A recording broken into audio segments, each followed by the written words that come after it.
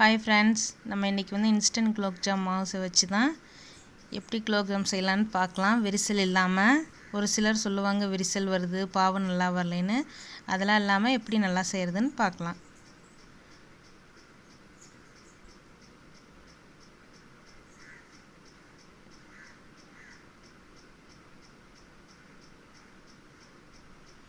மாவுக்கு பால் சேர்த்து பிசையலாம், தண்ணி சேர்த்து பிசையலாம். நான் தண்ணி தான் சேர்த்து பிசைகிறேன். தண்ணி ரூம் டெம்பரேச்சர் அளவு இருந்தாலே போதும். பால்னாலும் அப்படி தான், பால் காய வச்சு ஆற வச்சு எப்பவும் போல் நார்மலான இருக்க அளவு இருந்தாலே போதும். கொஞ்சம் கொஞ்சமாக தண்ணி சேர்த்து ரொம்ப அழுத்தம் கொடுத்து பிசையாமல் சும்மா விரல்லையே மேலால் பிசைஞ்சுக்கலாம்.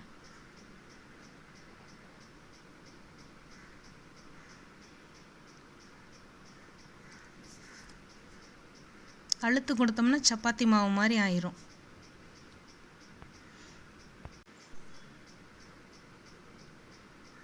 அவ்வளோதான், பிசைஞ்சாச்சு. பார்த்திங்களா, இந்த மாதிரி கையில் ஒட்டணும். அப்போ தான் மாவு நல்லா விரிசல் இல்லாமல் நம்ம உருட்டி எடுக்க முடியும். இன்றைக்கி என் பையன்தான் ஹெல்ப் பண்ணுறான் எல்லா வேலைக்கும். மாவு பாருங்கள் எவ்வளோ அழகாக பிசைஞ்சிட்டான். பாவு காய்ச்சல நான் 400 கிராம் அளவு ஜீனி எடுத்திருக்கேன். அதில் ஒரு சொம்பளவு தண்ணி. சும்மா சீனி கரைஞ்சி ஓரளவுக்கு கொதி வந்தாலே போதும். ரொம்ப பாவாக காய்ச்சணுன்றதெல்லாம் இல்லை.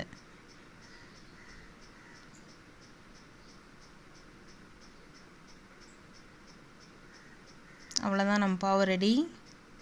இப்போ உருண்டை பிடிக்க ஆரம்பிச்சிடலாம். கையில் லைட்டாக நெய் இல்லை எண்ணெய் தடவிக்கிங்க.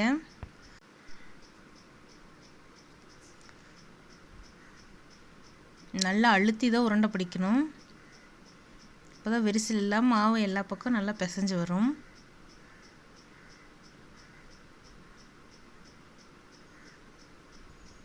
பார்த்திங்களா, விரிசலே இல்லாமல் இருக்குது. இதே மாதிரி எல்லா உருண்டையும் பிடிச்சிக்கலாம். அவ்வளோதான், எல்லா உருண்டையும் பிடிச்சாச்சு. இப்போ எண்ணெய் காயட்டும். நம்ம எல்லா உருண்டையும் ஒன்றாவே சேர்த்துக்கலாம். சின்ன சின்னதாக தானே இருக்குது, அதனால் எல்லாம் சேர்த்துக்கலாம்.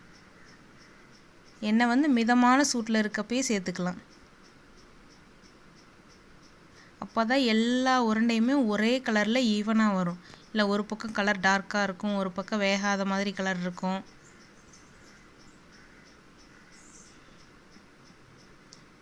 எண்ணெய் சூடாக சூடாக அப்படியே அதுவாக மேலே வருது பாருங்க, பால் மாதிரி.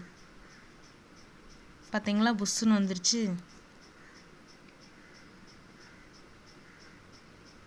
அவ்வளோதான், பாருங்கள் எல்லா கலரும் ஒரே மாதிரி வந்துருச்சு. இப்போ இதை நம்ம பாவில் சேர்த்துக்கலாம்.